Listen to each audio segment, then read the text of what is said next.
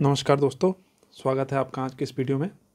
और आज हम चर्चा करेंगे उत्तराखंड पीएससी यानी कि प्रोविंशियल सिविल सर्विसेज, जो स्टेट सिविल सर्विसेज हैं, उसके जो अपर पीसीएस 2016 जीएस का फर्स्ट पेपर प्रीलिम्स का जो फर्स्ट पेपर है उसके बारे में हम आज चर्चा करेंगे और देखते हैं कि इसमें कितने क्वेश्चन आते हैं, किस प्रकार का पेपर आता है। और आगे हम इसके बाद फिर हम सी सेट जो सेकंड पेपर हो जाता है, जीएस का सेकंड पेपर प्रीलिम्स में, वह भी एक बार हम देखने की कोशिश करेंगे। तो चलिए दोस्तों शुरू करते हैं। पेपर आपका जो टोटल आता है वह 150 नंबर का पेपर आता है, जिसमें पर क्वेश्चन 1 मार्क आपको मिलेगा और नेगेटिव मार्किंग 1/4 की आपकी रहेगी, यानी कि 4 गलत होने पर 1 सही अंक आपका काट लिया जाएगा। तो इस प्रकार का 2016 का यह जीएस का पेपर है। इसमें हम क्वेश्चन आंसर को देख लेते हैं, कहाँ कहाँ सेक्टर से किस किस कौन कौन से क्वेश्चन आ रखे हैं। पहले क्वेश्चन की अगर हम बात करें, जेम्स एंड्रूज रैमजे भारत के किस गवर्नर जनरल का नाम था? तो हिस्ट्री से क्वेश्चन है, तो सही उत्तर है इसका लॉर्ड डलहौजी। यह आपको पता ही होगा। फिर हिस्ट्री से और भी क्वेश्चन है, जैसे कि 1857 के विद्रोह के समय भारत का गवर्नर जनरल कौन था, तो आपको देखना पड़ेगा कि कौन था। लॉर्ड डलहौजी हमने अभी यहाँ पे पढ़ा, 1848 to 56 यह रहते हैं। उसके बाद फिर कैनिंग साहब आते हैं। हिंदुस्तान सोशलिस्ट रिपब्लिकन आर्मी की स्थापना कब हुई? तो कब होती है? 1928 में भगत सिंह द्वारा यह आर्मी की स्थापना की जाती है। इससे पहले यह हिंदुस्तान रिपब्लिकन आर्मी रहता है, जिसमें राम प्रसाद बिस्मिल, चंद्रशेखर आज़ाद लोग इसकी स्थापना करते हैं। बाद में फिर 1928 में इसमें सोशलिस्ट जोड़ दिया जाता है। चौथे क्वेश्चन की अगर हम बात करें, निम्नलिखित में से कौन काकोरी कांड से संबंधित नहीं है? तो काकोरी कांड से संबंधित राम प्रसाद बिस्मिल भी थे, राजेंद्र लहिड़ी भी थे, अशफाक उल्ला भी थे और एक रोशन सिंह भी इससे संबंधित है। तो सूर्य सेन इससे संबंधित नहीं है। सूर्य सेन एक चटगांव वाला शायद उससे संबंधित थे। वो 1930 के आसपास का एक विद्रोह था, एक इसी प्रकार का एक विद्रोह था, तो उससे संबंधित वह थे। आगे है, निम्नलिखित में से कौन से उत्तराखंड की प्राचीन प्रजाति नहीं है? यक्ष, नाग, खासी और किन्नर। खासी आपको पता ही होगा, गारो, खासी और जयंतिंग की पहाड़ियाँ कहाँ पर है? मेघालय वाला जो एरिया है, ये वाला जो भारत का एरिया है मेघालय वाला, तो यहाँ पे वह पहाड़ियाँ स्थित हैं। तो खासी यहाँ की, और वो पहाड़ियाँ किसके नाम पे स्थित हैं? वहाँ के जो जनजातियाँ हैं उनके नाम पे वह गारो, खासी, जयंतियाँ पहाड़ियाँ स्थित हैं। तो खासी उत्तराखंड की प्राचीन प्रजाति नहीं थी। खुड़बड़ा का युद्ध कब हुआ? तो इसका सही उत्तर हो जाएगा 1804 में हुआ। प्रद्युमन शाह और जो नेपाल के शासक थे उनके बीच हुआ था। 1946 में पर्वतीय क्षेत्र के लिए अलग प्रशासनिक भाग बनाने की मांग किसने की थी? तो श्रीदेव सुमन, इनकी मृत्यु हो चुकी थी तब तक। मानवेंद्र शाह नहीं हो सकते, क्योंकि 1946 में ही मानवेंद्र शाह गद्दी पर बैठेंगे, उससे पहले नरेंद्र शाह रहेंगे। पीसी जोशी भी नहीं लगते हैं, तो यहाँ पर बद्रीदत्त पांडे इसका सही उत्तर हो जाएगा। सिगौली की संधि या संगौली की संधि भी आपने सुनी होगी, कई बार आता है। और इसमें ऑप्शन आप देख लीजिए, 1800, 1803, 1805 में तो हो ही नहीं सकता, क्योंकि वो कब हुई थी? अंग्रेजों और नेपाल शासक के मध्य में हुई थी, जिसमें फिर अंग्रेजों ने कहाँ के कुमाऊं और गढ़वाल का राज्य का नियंत्रण अपने हाथ में ले लिया था। तो वह हुआ था 1815 के ईस्वी में। चमोली के रेणी गांव किसके नेतृत्व में वन कटाई के विरोध में आंदोलन चला गया? तो वह चला गया था किसके नेतृत्व में? गौरा देवी के नेतृत्व में सर्वप्रथम। उसके बाद सुंदरलाल बहुगुणा भी वन आंदोलन से संबंधित हैं। चंडी प्रसाद भटवीर हैं और कल्याण सिंह रावत भी मैती आंदोलन आपने सुना ही होगा, तो उससे संबंधित हैं। परमार वंश का संस्थापक कौन था? अजयपाल, कनकपाल, कनकराव या फिर जगतपाल। तो इसका संस्थापक की अगर हम बात करें, जो परमार वंश का स्थापना होती है तो वो 888 ईस्वी में माना जाता है। तो उन किसके द्वारा हुआ था? ये कनकपाल के द्वारा हुआ था इसकी स्थापना। निम्नलिखित में से कौन सा प्राचीन वलित पर्वत नहीं है? इसमें जैसे क्वेश्चन आपको थोड़ा सा देख लेना है, क्योंकि सारे पर्वत जो हैं वलित पर्वत हैं। वलित पर्वत का मतलब है फोल्ड माउंटेन। फोल्ड माउंटेन कब होता है? जब दो टेक्टोनिक प्लेटें, जो दो अलग अलग प्लेटें आके आपस में टकराएंगी, तो यहाँ पर एक फोल्ड, जो दो, अगर यहाँ पे कोई धरातल की प्लेट है, दो प्लेटें हैं और यह चल रही हैं एक दूसरे के साथ में, समांतर नहीं चल रही हैं, कि एक दूसरे के पास आ रही हैं, तो यह क्या हो जाएगा, फिर इनमें टकराव होगा और यहाँ पे एक पहाड़ जैसा कुछ जो धरती है वो उठ जाएगी, तो वही फोल्ड माउंटेन होता है, यानी वलित पर्वत। और सबसे जो प्राचीन वलित पर्वत नहीं है, यूराल पर्वत की अगर हम बात करें तो प्राचीन है, अरावली भी प्राचीन वलित पर्वत है, अल्पेशियन पर्वत भी, जो एल्प्स आपको बोला जाता है माउंटेन, वह भी प्राचीन पर्वत है। तो एंडीज जो है वो जो प्राचीन वलित पर्वत नहीं है, जबकि नवीन वलित पर्वत है। और हिमालय की अगर हम बात करें तो वह भी एक नवीन वलित पर्वत का उदाहरण है। निम्नलिखित में से कौन सा एक मूल स्थल रूप है जिसमें ज्वालामुखी शंकु, अवशिष्ट पर्वत, अपर्दानात्मक जलपथ या फिर मोनार्ड नोक? ज्वालामुखी शंकु, जब कहीं पे ज्वालामुखी अगर शुरू आ रहा है तो वो ज्वालामुखी शंकु क्या है, मूल स्थल रूप है। उसके बाद जो अवशिष्ट पर्वत है, अवशिष्ट पर्वत का मतलब है जो नदियों द्वारा लाए गए छोटे छोटे कंकड़ गाद से जमकर बड़ा हुआ है वह पर्वत, तो वह मूल स्थल रूप तो हो नहीं सकता। अपर्दनात्मक जलप्रपात, जिस जलप्रपात का अब अपर्दन हो चुका है, वहाँ से मिट्टी बहकर जा चुकी है, तो वह भी हो नहीं सकता। मोनार्ड नोक क्या होता है, किसी पर्वत में कोई भाग उठा सा हो जाता है, वहाँ से काफ़ी समय से कुछ जमा होते होते होते होते गारे वगैरह, तो वो सब एक पत्थर या किसी का एक रूप ले लेते हैं और वो जमा होते होते एक, जैसे कोई पहाड़, ये पहाड़ है तो यहाँ पे छोटा सा एक पहाड़ में एक वो जमा हो जाएगा, तो इसमें फिर पेड़ पौधे उगने लग जाते हैं, पत्तियाँ होती हैं, तो यह फिर एक मूल स्थल रूप नहीं हो सकता है। तो ज्वालामुखी शंकु क्या है, मूल स्थल रूप है। आगे बढ़ते हैं। सर्वाधिक तटीय अपर्दन होता है। सर्वाधिक, सबसे ज़्यादा तो तट का अपर्दन होता है, यानी कि जो तट में जैसे रेत वेत होती है तो रेत ले जाती है अपने साथ समुद्र। सबसे ज़्यादा कैसे जाता होगा, लहरों से, ज्वार भाटे से, धाराओं से भी, या फिर सुनामी लहरों से। सुनामी लहरें ऐसा तो नहीं है कि हर बार सुनामी ही आ रही है, कभी सालों में काफ़ी समय के बाद सुनामी आती है, तो फिर हम कह सकते हैं सबसे ज़्यादा तटीय अपर्दन होता है वो होता है लहरों से। वायुमंडल की सबसे निचली परत कौन सी है, तो यह बहुत ईजी क्वेश्चन है और बचपन में आपने पढ़ा होगा। तो सबसे जो निचली परत है वो है क्षोभ मंडल। भूमध्य की, पृथ्वी की भूमध्य रेखीय परिधि कितनी है? भूमध्य रेखीय परिधि कितनी है, तो वह है 40,000 किलोमीटर। इस प्रकार से आपके ज्योग्राफी से रिलेटेड कुछ क्वेश्चन हो गए, कुछ उत्तराखंड से हो गए, कुछ हिस्ट्री से हो गए, तो फिर 150 क्वेश्चन टोटल होते हैं। हम यहाँ पे आज तो पूरे सॉल्व नहीं करेंगे क्योंकि इसके लिए फिर काफ़ी ज़्यादा समय लग जाएगा, तो आपको खुद यह देखना और इनका एनालिसिस खुद करना है।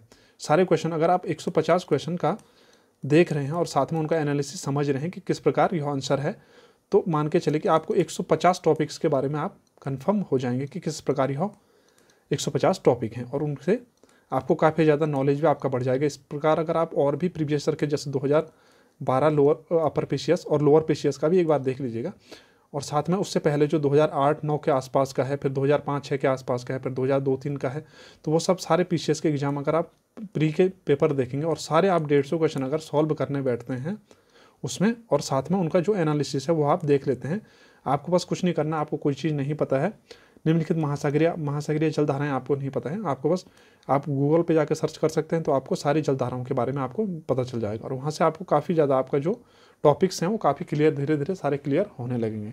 तो आपको इस प्रकार सारे पेपर देखने हैं। जैसे मैं यहाँ पर अगर बात करूँ, निम्नलिखित महासागरीय जलधाराओं में कौन सी प्रशांत महासागर से संबंधित नहीं है, तो आप देख सकते हैं जो क्यूरोशियो है वो जापान के आसपास की जलधारा है, ठीक है। तो जापान जो क्षेत्र है वह प्रशांत महासागर से लगा हुआ है। कैलिफोर्निया भी प्रशांत महासागर से लगा हुआ है। जैसे जब हम नॉर्थ अमेरिका की तरफ चलते हैं तो इस साइड में कैलिफोर्निया भी है, तो वह भी लगा हुआ है। हम्बोल्ट की बात करें तो हम्बोल्ट भी दक्षिण अमेरिका में, अगर हम दक्षिण अमेरिका की तरफ आते हैं इस प्रकार से यहाँ पे, तो हम्बोल्ट की जलधारा वहाँ पे मिलेगी। तो फिर यहाँ इसमें से कौन सी प्रशांत महासागर से संबंधित वो है, कनारी की जलधारा। साप्टा की अगर हम बात करें तो साप्टा का गठन किस वर्ष हुआ, तो साप्टा का गठन कब हुआ था दोस्तों? साप्टा की अगर हम बात करें तो साप्टा है दक्षिण एशियाई वरीयता व्यापार समझौता, तो इसका गठन हुआ था आपका 1993 में। निम्नलिखित में से कौन सा एक समय की प्राकृतिक इकाई नहीं है? उष्ण कटिबंधीय वर्ष, चंद्रमास, मानक समय या फिर दिन या दिवस? तो इसका सही उत्तर हो जाएगा मानक समय। यह एक प्राकृतिक इकाई नहीं है बल्कि एक कृत्रिम इकाई है मानक समय, जो हमने मनुष्यों ने बनाया हुआ है। आगे बढ़ते हैं। बादल परिणाम है। तो आपको जो छोटे छोटे टॉपिक हैं जैसे बादल, आपने बादल को समझना है कि बादल आखिर होते क्या हैं, बादल कितने प्रकार के होते हैं। तब आप समझेंगे कि जो दूर वाले बादल कौन से हैं, नज़दीक वाले बारिश कराने वाले बादल कौन से हैं, वर्षी, कपाशी, बहुत सारे बादल होते हैं। तो वो आप फिर उस प्रकार से समझेंगे और हमें समय मिलेगा तो हम जरूर अभी आगे ज्योग्राफी के लेक्चर्स लेके आएंगे जिसमें आपको सारे पॉइंट, सारे डाउट्स आपके क्लियर हो जाएंगे। तो बादल परिणाम होते हैं तो वो होते हैं संघनन के, यानी कि संघनन, धीरे धीरे पानी जमा हो गया, जो अपने साथ, जो हवा अपने साथ पानी ले जाती, गर्म हवाएं अपने साथ पानी ले जाती हैं ज़्यादा, तो वो धीरे धीरे जमा हो जाती, संघनित हो जाती हैं एक जगह पे, और जब वो ज़्यादा भारी होने लग जाती हैं तो वो फिर आसमान से पृथ्वी की तरफ गिरने लग जाती हैं। तो वही बादल उसके ही परिणाम होते हैं, संघनन के। निम्नलिखित में से कौन सा एक युग्म गलत है? तो यह आपने देख लेना है कि कौन सा एक युग्म गलत है। इस प्रकार के क्वेश्चन आते हैं, उत्तराखंड से रिलेटेड है। डोडी ताल, बैनी ताल, देवरिया ताल, वासुकी ताल। देवरिया ताल टिहरी गढ़वाल में नहीं है जबकि रुद्रप्रयाग में है। खतलिंग ग्लेशियर कहाँ पर है? तो खतलिंग ग्लेशियर कहाँ पर है? टिहरी गढ़वाल जिले में है। और क्यों जाना जाता है? यहाँ से भिलंगना नदी यहाँ से निकलती है खतलिंग ग्लेशियर से। पूर्वी धौली गंगा किसकी सहायक नदी है? तो वह है काली नदी की। शारदा हो नहीं सकती क्योंकि शारदा नेपाल में जाने के बाद वह बनती है। गोमती नदी अलग नदी हो गई, अलकनंदा अलग हो गई। पश्चिमी धौली गंगा की अगर हम बात करते तो वह अलकनंदा मानी जा सकती थी। आगे है, उत्तराखंड राज्य के किस राष्ट्रीय पार्क को 2016 में प्रोजेक्ट टाइगर योजना के अंतर्गत सम्मिलित किया गया? तो पहले एक ही नेशनल पार्क उत्तराखंड में था, वो था कॉर्बेट नेशनल पार्क, जो 1972 जो वाइल्ड लाइफ प्रोटेक्शन एक्ट आता है 1972 1973 के आसपास, यहाँ पे फिर टाइगर योजना शुरू की जाती है। तो अभी 23 अगर हम बात करें राष्ट्रीय पार्क 2016 में प्रोजेक्ट टाइगर योजना के बारे में, तो होता है राजाजी नेशनल पार्क। बाकी आपको देख लेना है बुकलियासौड़ भूस्खलन क्षेत्र उत्तराखंड में कहाँ स्थित है? तो यहाँ आपको देख लेना है कहाँ पर स्थित है, श्रीनगर और रुद्रप्रयाग के मध्य में। उत्तराखंड के किस वन्यजीव विहार की समूह की स्थिति पश्चिम से पूर्व की ओर सही है? ठीक है, पश्चिम से पूर्व की ओर सही कौन कौन सा रहेगा? तो ये आपने एक बार देख लेना है।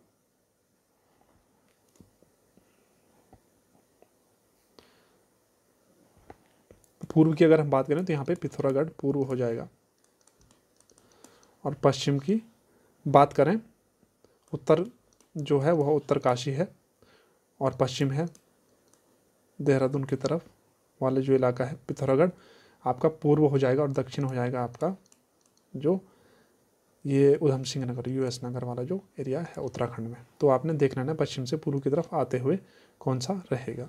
तो पश्चिम से पूर्व की तरफ अगर हम देख लें तो केदारनाथ सबसे पहले होगा क्योंकि सबसे पश्चिम में है इसके हिसाब से, फिर नंदा देवी चमोली में, फिर बिनसर है अल्मोड़ा में, और उसके बाद फिर अस्कोट पिथौरागढ़ में। सूची 1 को 2 से सम्मिलित किए। जो दोआब हैं, दो नदियों के संगम जहाँ पे है दोआब हैं, तो वहाँ आप देख लीजिएगा दोआब कौन कौन से हैं। ज्योग्राफी का क्वेश्चन है। बिष्ट दोआ रावी और चुनाव के बीच में नहीं है, तो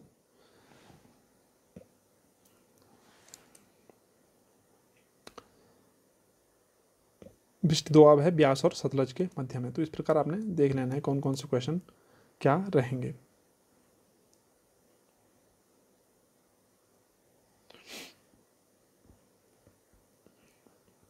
निम्नलिखित में से भारत में कौन से जैव विविधता का एक संवेदनशील स्थान माना जाता है? काफ़ी बार ये क्वेश्चन पूछा गया है। तो इसका सिंपल सा है पश्चिमी घाट। पश्चिमी घाट काफ़ी ज़्यादा संवेदन जैव विविधता की दृष्टि से काफ़ी ज़्यादा संवेदनशील, काफ़ी ज़्यादा वहाँ पे जैव विविधता पाई जाती है पश्चिमी घाट में। कोपेन की जलवायु वर्गीकरण, यह आपको ज्योग्राफी में एक बार देखना पड़ेगा कोपेन का जलवायु वर्गीकरण क्या है, तो उसके आधार पर ही आप इसे समझ पाएंगे, अन्यथा ये समझना थोड़ा मुश्किल हो जाएगा।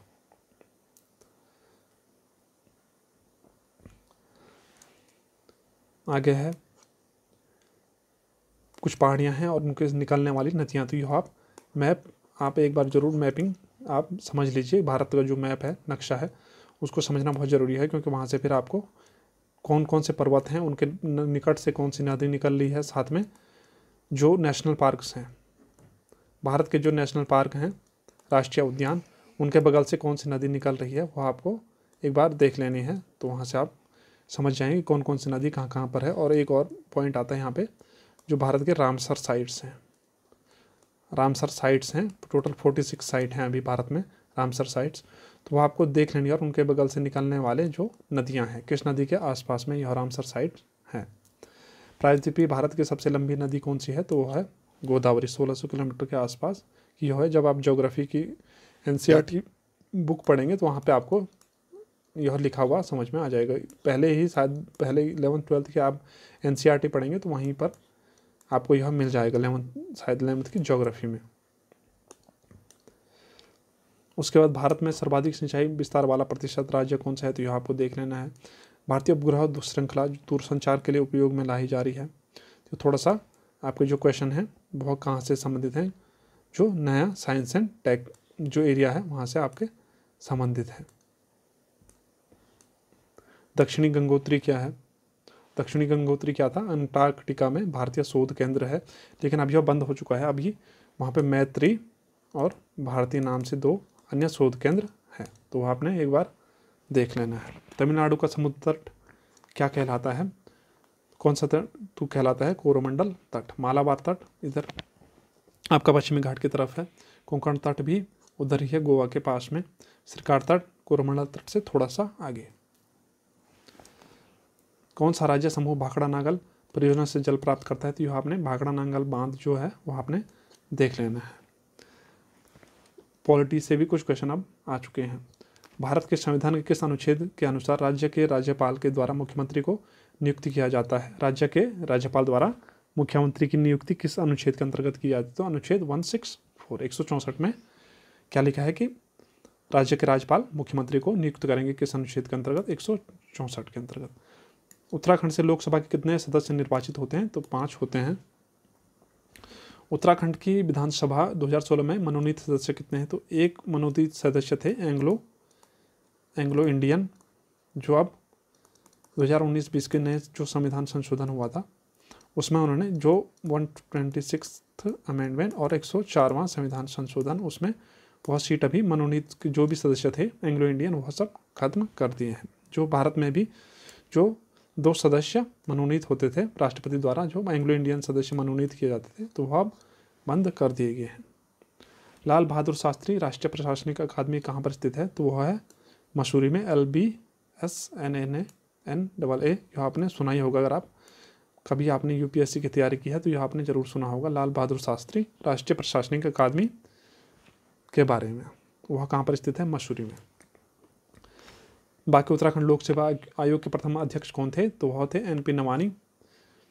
निम्नलिखित में से उत्तराखंड की महिला राज्यपाल कौन थी, तो कमला बेनीवाल, मृदुला सिन्हा, मार्गरेट अल्वा। शीला दीक्षित में से कौन थी, श्रीमती मार्गरेट अल्वा।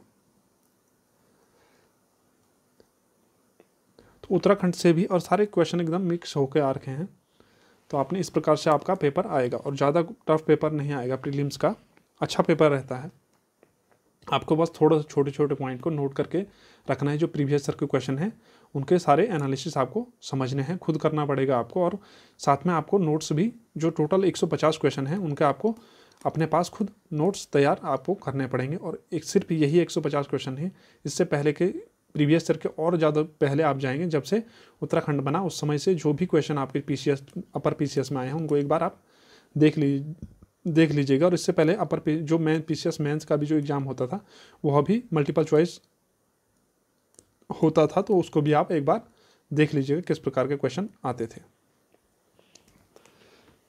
भारत संविधान के किस अनुच्छेद के अनुसार जम्मू एवं कश्मीर राज्य को विशेष दर्जा प्राप्त है, तो वह पहले था अनुच्छेद 370, लेकिन अब यह खत्म कर दिया गया है। संविधान के किस अनुच्छेद के अनुसार OBC अन्य पिछड़ा वर्ग को आरक्षण के प्रावधान किए गए हैं, तो वह है 15 क्लॉज 4 में और 16 क्लॉज 4 में। भारतीय गणराज्य के संविधान का कौन सा अनुच्छेद व्यक्ति की प्राण एवं दैहिक स्वतंत्रता के संरक्षण से संबंधित है, तो वह अनुच्छेद 21 बहुत ही ज़्यादा इंपॉर्टेंट है। हर बार इससे क्वेश्चन बनते हैं किसी भी एग्जाम में, तो यह आपको एक बार दोबारा देख लेना है। इसमें क्या सुप्रीम कोर्ट या हाई कोर्ट या किसी अन्य को न्यायालय ने इसमें क्या अपनी राय रखी है इस अधिकार से संबंधित, तो वह आपको एक बार देख लेनी है, क्योंकि यह मेंस के लिए भी काफ़ी इंपॉर्टेंट हो जाता है। प्राण एवं दैहिक स्वतंत्रता, right to life and liberty वाला जो बहुत इंपॉर्टेंट आर्टिकल है, अनुच्छेद 21। ज़्यादातर क्वेश्चन बनते हैं आर्टिकल 19, आर्टिकल 21, आर्टिकल 14 ठीक है, इनसे क्वेश्चन बनते हैं, तो आपको ये बहुत इंपॉर्टेंटली देख लेना है। और आर्टिकल 32 जो आपके 5 रिट्स हैं वो आपको समझ लेनी है। संविधान के इस अनुच्छेद द्वारा पृथक अनुसूचित जनजाति आयोग का गठन किया गया है, तो वो है 338 क और 338 ख की अगर हम बात करें तो वह अन्य पिछड़ा वर्ग के लिए है, और 338 की अगर हम बात करें तो वह अनुसूचित जाति के लिए वह उसके आयोग का गठन की बात उसमें की गई है।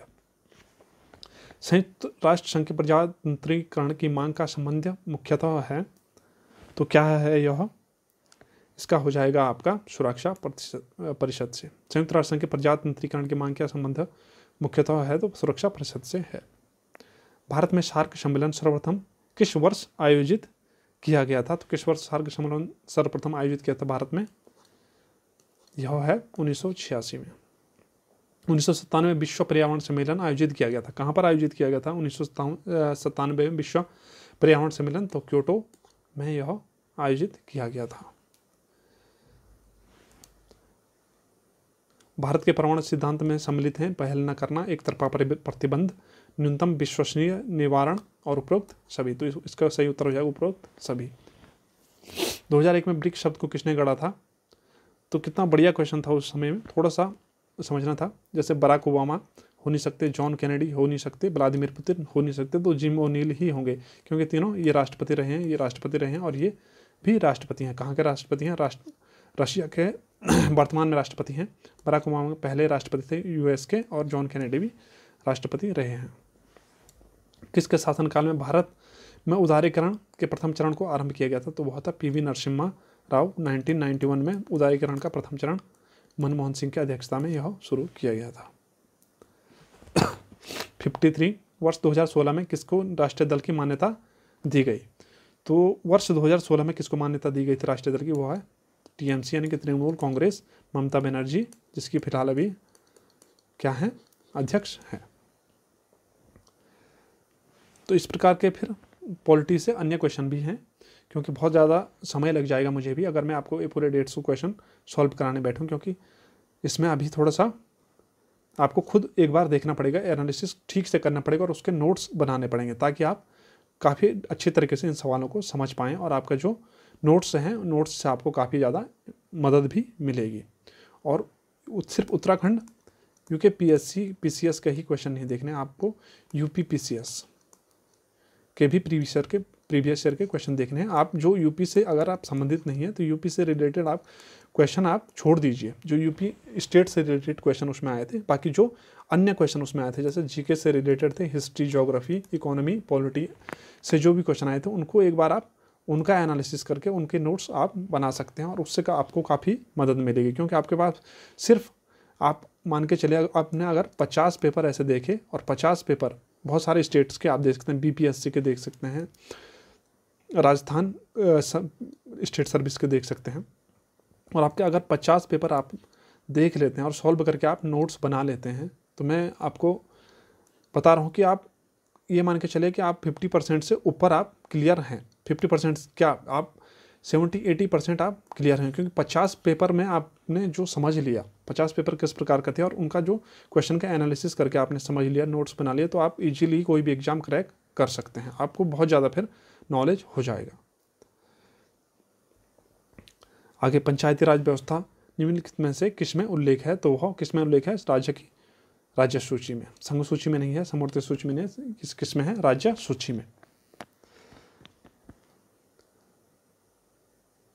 बाकी पंचायती राज से भी क्वेश्चन काफ़ी बने हैं, जैसे स्थानीय स्वशासन है, अनुसूचित जाति जनजातियों के लिए सीटों का आरक्षण किस में है, सेवा के अधिकार की अवधारणा, राइट टू सर्विस 2011-12 का एक्ट है। 60वां क्वेश्चन है, तो सेवा का जो अधिकार है वो ग्रेट ब्रिटेन से अवधारणा इसकी शुरू हुई थी, और फिर अभी भारत में भी, जिसके अंतर्गत आप काफ़ी सारे कार्य जो पहले बहुत टाइम लगता था जिनको करने में, जैसे कुछ ही प्रमाण पत्र को हासिल करने में काफ़ी ज़्यादा समय लगता था, तो अब वो इजीली 15-20 दिन के अंतराल में, समय अंतराल में आप इजीली प्राप्त कर सकते हैं। तो वही सेवा राइट टू सर्विस एक्ट के अंतर्गत है। बाकी थोड़ा सा इकोनॉमिक्स से, जैसे बजट से संबंधित हैं, जो परियोजनाएं हैं ये भी इकोनॉमिक्स से संबंधित हैं। हरेला पर्व फिर आपका उत्तराखंड से आ गया, किससे संबंधित है, तो पौधारोपण से संबंधित है, ये आपको पता ही होगा हरेला पर्व। उत्तराखंड का कौन सा एयरपोर्ट सर्वाधिक संचालन में है? तो ये आपने सीधी सी बात है, जौलीग्रांट देहरादून का जो एयरपोर्ट है वो ही सर्वाधिक संचालन में होगा। 2015 उत्तराखंड के निम्नलिखित तीर्थ स्थानों में से एक पर सर्वाधिक संख्या में पर्यटक दर्शनार्थ आए थे, तो यह केदारनाथ या फिर बद्रीनाथ होना चाहिए। ठीक है, क्योंकि 2015 का क्वेश्चन है, वैसे बद्रीनाथ ही होना चाहिए।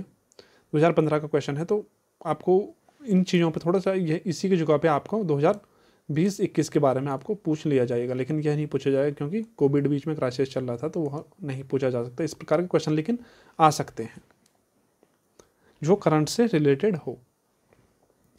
सबसे 2011 की जनगणना के अनुसार उत्तराखंड में निम्नलिखित में किस जिले की जनसंख्या सबसे कम है? तो किसकी होगी सबसे कम? इसका है आपका रुद्रप्रयाग की सबसे कम जनसंख्या है 2011 की जनगणना के अनुसार। इसके बाद फिर अन्य क्वेश्चन भी हैं, जैसे काफ़ी ज़्यादा ये जो क्वेश्चन है ज़्यादातर क्वेश्चन है इकोनॉमिक्स से रिलेटेड हैं। वर्तमान में भारतीय रिजर्व बैंक के गवर्नर कौन है? तो उस समय तो सुब्बाराव शायद थे, अभी और उर्जित पटेल भी बीच में रहे, अभी कौन है? शशिकांता दास अभी फिलहाल जो रिजर्व बैंक के गवर्नर है।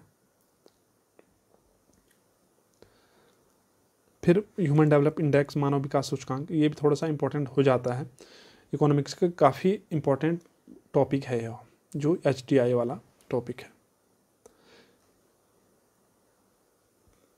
ये क्वेश्चन ज़्यादातर आपके इकोनॉमिक्स से ही थे, और यहाँ से आप फिर आपका जो क्वेश्चन है वो आप धीरे धीरे साइंस में थोड़ा सा साइंस के क्वेश्चन भी इसमें आने लग गए हैं।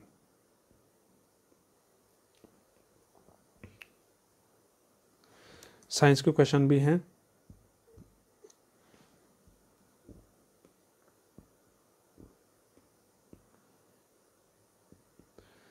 Red data book IUCN international union for conservation of nature, यह आपको याद रखना है।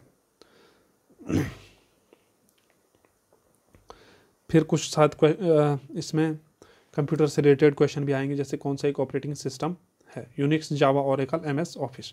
तो कौन सा इसमें से ऑपरेटिंग सिस्टम है? यूनिक्स एक ऑपरेटिंग सिस्टम है, जावा एक प्रोग्रामिंग लैंग्वेज है, ओरेकल भी एक प्रोग्रामिंग लैंग्वेज है, MS ऑफिस एक सॉफ्टवेयर है जिसमें आप ऑफिस से रिलेटेड वर्क कर सकते हैं, जैसे एक्सेल आपने सुना होगा, एक्सेल है, माइक्रोसॉफ्ट वर्ड है, पावर पॉइंट है, अन्य चीज़ें उसमें हैं। फिर रैम रोम के बारे में है, टेलीविज़न ट्रांसमिशन के बारे में है, तो थोड़ा बहुत आपको कंप्यूटर से भी इसमें क्वेश्चन पूछे जाएंगे। एक क्वेश्चन बहुत बार पूछा जाता है, किंगरी बिंगरी नीतिमाणा क्या है? तो क्या है यह? दर्रे हैं, और काफ़ी बार यह क्वेश्चन PCS में तो बहुत ही बार यह क्वेश्चन पूछा गया है। PCS में जब आप पिछले ईयर्स के आप देखना शुरू करेंगे, 2012, 2008, 2009 के आसपास, फिर 2002-03 में भी यह क्वेश्चन शायद आया था। फिर इसमें अभी कुछ करंट अफेयर्स के भी, जैसे न्यूट्रिनो की वेधशाला कहाँ पर स्थापित की जा रही है? तो चारकुमाई की पहाड़ियाँ हैं तमिलनाडु में, वहाँ पर वह स्थापित की जा रही हैं। 118 का जो क्वेश्चन है, न्यूट्रिनो वेधशाला। जब आप ज्योग्राफी पढ़ेंगे, ज्योग्राफी में सोचूंगा देखूंगा कि आपको एक बार बताऊं, तो न्यूट्रिनो के बारे में भी हम बात करेंगे। न्यूट्रिनो, ग्रेविटेशनल वेव्स, यह सब क्या चीज़ें हैं और यह क्या हमारी मदद करेंगी। कैसिनी के बारे में है, तो कैसिनी शनि से संबंधित है।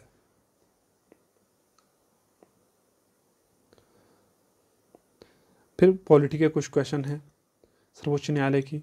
फिर वर्ड से रिलेटेड क्वेश्चन है, किस देश में दुनिया का सबसे लंबा बुलेट ट्रेन का जाल है? तो कहाँ पर होना चाहिए?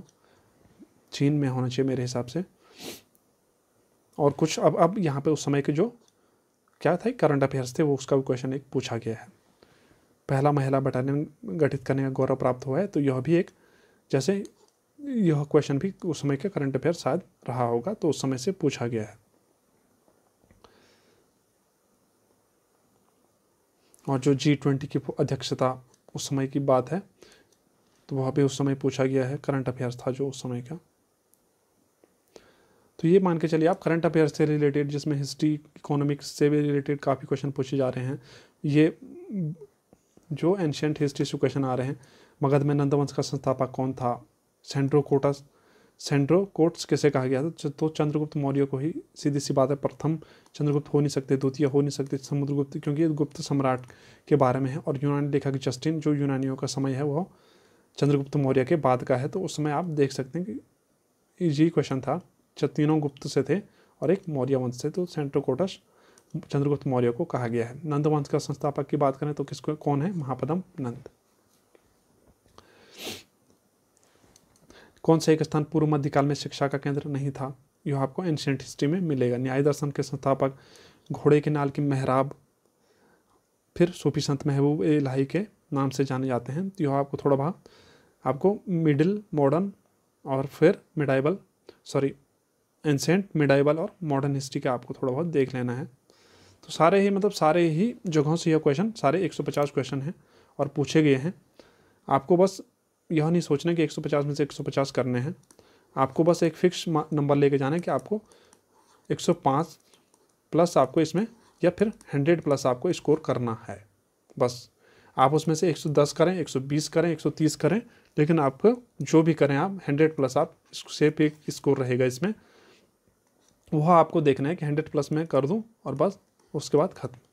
बस आपको वहीं तक पहुंचना है प्रीलिम्स के लिए, क्योंकि प्रीलिम्स के नंबर जो हैं, आपके मार्क्स हैं, वह मेंस में जुड़ते नहीं हैं। खाली क्वालिफाइंग नेचर का पेपर होता है, तो बस आपको क्वालिफाई करना है। आपको ये नहीं करना कि मुझे 150 में से 145 लाने हैं, क्योंकि आप लाने की कोशिश करेंगे 145 क्वेश्चन आपने जहाँ कर दिया तो वहाँ समझ लिए गड़बड़ी हो गई, क्योंकि काफ़ी सारे क्वेश्चन अगर गलत हो जाते हैं, क्योंकि एग्जाम में तो लगता है कि सारे क्वेश्चन सही ही जा रहे हैं, लेकिन बाद में आके फिर जब आप चेक करेंगे तो वहाँ पे आपको पता लग जाएगा कि कहाँ पर गड़बड़ी हुई है, और वो आपके जो नेगेटिव मार्किंग होगी वो आपको फिर पीछे खींच लाएगी। इसलिए आपको ज़्यादा क्वेश्चन नहीं करने, बस आपको ये देखना है कि 100 प्लस का स्कोर जहाँ पर आपको बस इतना ही देखना है कि 100 प्लस आपके सही हो जाएँ, उसके बाद आपको छेड़ना नहीं है ज़्यादा। जो क्वेश्चन नहीं आ रहा है बिल्कुल नहीं छेड़ना है, और जो आ रहा है उस पर आप आराम से करिए, कोई दिक्कत आपका नहीं है। 150 में से अगर आप 100 प्लस मार्क्स, 100 प्लस का मतलब ये नहीं है कि 100 प्लस तो 150 पे हो जाता है, नहीं, 100 और 100 और 110 के बीच में आपको स्कोर करना है, बस आपका सिलेक्शन प्रीलिम्स में हो जाएगा। अगर हम बात करें सी सेट की, तो सी सेट जो सेकंड पेपर है वह क्वालिफाइंग नेचर का पेपर है। यहाँ पर हुआ पे जनरल एप्टीट्यूड टेस्ट, ठीक है। तो इसमें भी आपको क्वालिफाइंग नेचर का पेपर है, तो 33%, 34% आपको इसमें लाने हैं। मैथ्स, कई अभ्यर्थी ऐसे होंगे जो मैथ्स में थोड़ा सा वीक हो सकते हैं, कई लोग ऐसे होंगे जो मैथ्स में बेहतर हैं, तो आपको मैथ्स से डरना नहीं है। इसमें आपको थोड़ा बहुत रीजनिंग पे अपनी पकड़ रखनी है। रीजनिंग के क्वेश्चन आते हैं जी, तो आपको करने हैं, जैसे कि यहाँ पे FA का भाई है, CA की पुत्री है, इस प्रकार के क्वेश्चन आप थोड़ा सा प्रैक्टिस में आप सीख सकते हैं। एक घड़ी में 4 इतने बजे इतने मिनट की कौन सा कौन होगा, तो इसके ट्रिक्स बनती हैं क्वेश्चन की, वहाँ से वहाँ आप माइनस कर दीजिए और आपका आंसर आ जाता है। बाकी मैथ्स के आपको अगर नहीं छेड़ने हैं तो आप मत छेड़िएगा, लेकिन आप थोड़ा बहुत अगर आप टाइम रिलेटेड क्वेश्चन जो करना, टाइम और डिस्टेंस वाले करते हैं, वो भी इजी क्वेश्चन होते हैं, आप एक बार देख सकते हैं। बाकी रीजनिंग तो आप एक थोड़ा बहुत प्रैक्टिस में आप इजी हासिल कर सकते हैं। जो भी आपको रीजनिंग में करना है वो आप समझ सकते हैं और रीजनिंग को आप सॉल्व कर सकते हैं। ज़्यादा वो भी नहीं रहता है कि आपको बहुत ज़्यादा क्वेश्चन है और बहुत ज़्यादा समय है। 2 घंटे का आपको टाइम मिलेगा, 100 क्वेश्चन इसमें रहते हैं। सी सेट है और सिर्फ क्वालिफाइंग नेचर का है, तो आपको 33% बस पार करना है। आपको 100 में से 33 नंबर लाने हैं और बस आप पास हो जाएंगे। बस ये नहीं है कि आपको 33 नंबर ही लाने हैं, आप इसमें से 40 प्लस 50 प्लस आप स्कोर करने का सोचिए, क्योंकि इसके नंबर कहीं नहीं जुड़ने वाले हैं। खाली क्वालिफाइंग नेचर है, मेंस में आपकी कोई मदद नहीं करेंगे। तो आपको बस 40 प्लस या फिर 40 to 50 के बीच में आपको ज़्यादा नहीं छेड़ने हैं। आपको नहीं आते हैं मत छेड़िए, लेकिन 40 to 50 के बीच में आपको इसमें अपने सही आंसर देने हैं और आपको बस क्वालिफाई इसको करना है।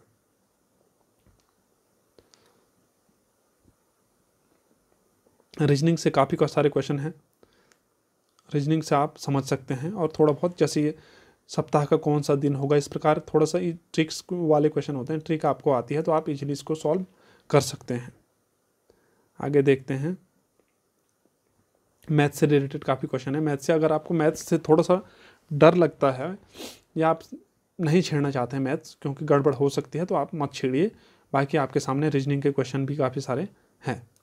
त्रिभुज कितने हैं, तो कई बार इनमें भी डाउट हो जाता है, इसको भी आप प्रैक्टिस में जारी रखिए। आप समझ जाएंगे किस प्रकार त्रिभुज आपने गिनने हैं। त्रिभुज या फिर आयत हो या फिर वर्ग हो, कुछ भी हो, आप उसको थोड़ा प्रैक्टिस के साथ में कर सकते हैं।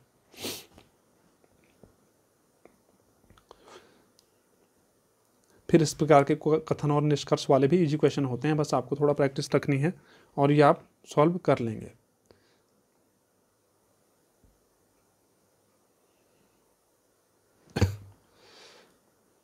मैथ्स के क्वेश्चन हैं, फिर थोड़ा सा बारंबारता वाला एक चार्ट वाला है, फ्लो पाई चार्ट वाला एग्जाम है, तो आपको वो क्वेश्चन है तो आपको देख लेना है।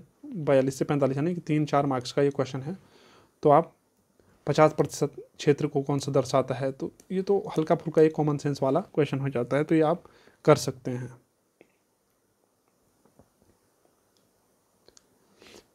कितने आयत की संख्या यहाँ पे पूछी गई है कि कितने आयत हैं। उसके बाद फिर जो रीजनिंग में भी थोड़ा कमज़ोर हैं, कुछ क्वेश्चन उनको रीजनिंग में इसमें करने चाहिए जो उनको आते हैं, जिन पे उनकी थोड़ा बहुत पकड़ बन सकती है, वो आप प्रैक्टिस कर लीजिए। आपकी अगर पकड़ बन रही है, आप रीजनिंग में भी कमज़ोर हैं लेकिन आपकी पकड़ हल्का फुल्का बन रही है, तो आप वो क्वेश्चन तो जो इजी सॉल्व हो सकते हैं वो आपको प्रैक्टिस जारी रखिए और वो आपके हो जाएंगे। और दूसरा आपके फिर एक अभिकथन और दूसरा तर्क पैसेज वाले जो क्वेश्चन हैं वो आप कर सकते हैं। असर्शन वाले जो क्वेश्चन होते हैं असर्शन और रीज़न, अभिकथन और तर्क, तो ये क्वेश्चन आप कर सकते हैं। इसमें भी काफ़ी अच्छे नंबर आने के चांसेस हैं, थोड़ा सा प्रैक्टिस की ज़रूरत है और आप कर सकते हैं। और 2014-2015 की हुई पुस्तकों की बिक्री आंकड़े वाला क्वेश्चन है, यह भी आप थोड़ा बहुत अगर प्रैक्टिस रखें तो यह क्वेश्चन भी आप इजीली सॉल्व कर सकते हैं। स्टेटमेंट कंक्लूजन वाले भी आपके क्वेश्चन आएंगे। कथन निष्कर्ष वाले क्वेश्चन भी आते हैं, तो यह भी थोड़ा सा प्रैक्टिस रखिए। हिंदी से रिलेटेड भी इसमें क्वेश्चन आते हैं, तो आप घबराइए नहीं, सीसेट वाले पेपर से तो बिल्कुल घबराने की ज़रूरत नहीं है, यह आप कर सकते हैं और आराम से यह सॉल्व कर सकते हैं। एक गद्यांश दिया गया है 77 से 82 क्वेश्चन, यानी कि कितने क्वेश्चन हो गए आपके 5 के आसपास, 5-6 क्वेश्चन आपके यहाँ पे सॉल्व आप कर सकते हैं अगर आप रीजनिंग और मैथ से थोड़ा डरते हैं तो। इस प्रकार के इसमें क्वेश्चन है, गद्यांश का शीर्षक है, गद्यांश के भाव क्या हैं, इस प्रकार से आपसे पूछे जाएंगे। फिर ये देखिए हिंदी से क्वेश्चन आ गए हैं यहाँ पे, अंधी पीछे कुत्ता खाई लोकोक्ति का अर्थ क्या है, तो यह आप क्वेश्चन देख सकते हैं। बिनु पद चले सुने बिनु काना कौन सा अलंकार है, तो यह आप देख सकते हैं। बिना जिसमें आता है जनहु मनहु वाला, वो आप देख सकते हैं। सारे क्वेश्चन इसमें हिंदी से संबंधित हैं। लाश है या किस भाषा का मूल भाषा का शब्द है या किस प्रत्यय से बना है, धनुष्टंकार शब्द का संधि विच्छेद क्या है, क्योंकि ये आप जो हिंदी से रिलेटेड क्वेश्चन है यह आप कर सकते हैं और इनमें आप अच्छा कर गए। 20 से 22 क्वेश्चन ऐसे होते हैं जैसे जिसमें आपका असर्शन वगैरह निष्कर्ष वगैरह रहते हैं, तो आप सॉल्व अगर आप कर पाएँ, और बाकी आप थोड़ा बहुत रीजनिंग पे आप ध्यान दीजिए। हल्के जो क्वेश्चन ईजी क्वेश्चन है उनको देखिए और आपको बस 40 मार्क्स तक आपको लाना है। इसमें 40 भी नहीं हो रहा, 35-36 पे ही आपके सही हैं, आप छोड़ दीजिए। बस आपको सिर्फ क्वालिफाई इसमें करना है, क्योंकि यह नंबर आपके जुड़ने वाले नहीं हैं। इसमें आपको ये नहीं कि 100 में से मैं 90 क्वेश्चन करके आऊँ, नहीं, 90 क्वेश्चन करके आएंगे तो फिर आप नेगेटिव मार्किंग जो है वो आपको ले डूब जाएगा। इसलिए आपको वह छेड़ना ही नहीं है, जो क्वेश्चन नहीं आते हैं नहीं छेड़िए। इसके बाद सारे क्वेश्चन ज़्यादातर मैथ्स से रिलेटेड क्वेश्चन हैं इसमें। और इस प्रकार के जो क्वेश्चन होते हैं रीजनिंग के, पेरेंट्स को अगर ये लिखा जाता है तो उसी कूट भाषा में चिल्ड्रन को कैसे लिखा जाएगा, तो वह आपको थोड़ा सा लॉजिकल सोचना है। पी के क्या आर लिखा जा रहा है तो आपको पूरा ABCD एक बार लिख लेना है और उस आधार पे आप इस क्वेश्चन को इजीली सॉल्व कर पाएंगे। लुप्त श्रेणी ज्ञात कीजिए, रीजनिंग का क्वेश्चन है, अच्छा क्वेश्चन है। C1L किस प्रकार यह हो रहा है, वही आप ABCD पूरा एक बार लिख देंगे और उनको नंबरिंग दे देंगे 1 2 3 करके, तो आप समझ जाएंगे कि यह क्वेश्चन किस प्रकार सॉल्व हो रहा है। इसमें थोड़ा सा टाइम लगता है कई बार, लेकिन जो लोग रीजनिंग में बहुत अच्छे हैं उनको तो बिल्कुल भी समय नहीं लगे। लेकिन आपको अगर आप रीजनिंग में थोड़ा प्रैक्टिस कर रहे हैं तो आप प्रैक्टिस करिए। और जो लुप्त पद वाला है, क्योंकि इसमें बहुत सारे लुप्त पद वाले क्वेश्चन आते हैं और आप उनको सॉल्व भी कर सकते हैं, बस थोड़ा सा आपको लॉजिक सोचना है कि कहाँ से क्या हो रहा है। देखिए, एक लुप्त पद, दूसरा लुप्त पद, तीसरा लुप्त पद, 3 क्वेश्चन तो इसी प्रकार आ गए हैं। यदि 84 ये सर्कल और प्लस बराबर और 72 बराबर 45 है तो इतने बराबर 33 कैसे होगा, वो आपको देखना है। इतने बराबर 33 है तो इतने बराबर का मान कितना होगा, तो आपको देखना है किस प्रकार यह क्वेश्चन आ रहा है। 8 में से 4 गया 4, 7 में से 2 गया 5, 45 हो गया। 6 में से 3 4 गया। अब इन्होंने थोड़ा सा यहाँ पे ये लॉजिक यहाँ पे नहीं लगेगा शायद। 6 में से 3 गया 3 और 4 में से 1 गया 3, हाँ वही लॉजिक है। 9 में से 4 गया 5, 8 में से 2 गया 7, तो आपका क्वेश्चन 8 में से 2 गया 6, तो आपका हो जाएगा आंसर ए। तो ये तो बहुत ईजी टाइप के हैं, रीजनिंग है, तो आप थोड़ा सा इनकी प्रैक्टिस रखेंगे तो आप इजीली इसको सॉल्व कर पाएंगे। और मैंने आपको बता दिया है कि आपको अगर रीजनिंग मैथ से डर लगता है तो आप थोड़ा सा प्रैक्टिस कीजिए और इनको ज़्यादा आपको छेड़ने की ज़रूरत नहीं है। आप 35 to 40 के बीच में ही स्कोर करके आप इजीली इसको क्वालिफाई कर लेंगे। तो दोस्तों मैंने आपके सामने दोनों पेपर आपको दिखा दिए हैं कि जो उत्तराखंड PSC में जो अपर PCS है वो किस प्रकार के आपके क्वेश्चन आएंगे और आप उनको किस प्रकार आपको सॉल्व करना है। बस आप अपनी प्रैक्टिस जारी रखिए। और जो आपकी मैंने एक वीडियो इससे पहले भी डाली है कि कौन कौन सी किताबें आपको, जो बुक्स हैं आपकी, वो कौन कौन सी बुक्स आपको इंपॉर्टेंट हो सकती हैं इस एग्ज़ाम के लिए, तो वो आपको एक बार देख लेनी है। और NCERT सबसे इम्पॉर्टेंट है। NCERT यह किताबें आपको पढ़नी ही पढ़नी है। 6 to 12 जिन्होंने आज तक ह्यूमैनिटीज़ के विषय नहीं पढ़े हैं तो 6 to 12 उन्हें ज़रूर पढ़ना चाहिए, क्योंकि काफ़ी ज़्यादा आपकी समझ विकसित होगी और काफ़ी ज़्यादा क्वेश्चन आप इजली, जो कॉन्सेप्ट होता है किसी भी क्वेश्चन का, किसी भी आंसर का, वो आप समझ पाएंगे और उसके बाद उसको इजीली हल कर पाएंगे। और उसके साथ में आप जो रॉन्ग आंसर है उनको एलिमिनेट करना आपको आ जाएगा। जब आप समझने लगेंगे, कोई किसी भी टॉपिक को आप समझने लगेंगे तो आपको रॉन्ग आंसर एलिमिनेट करना आ जाएगा।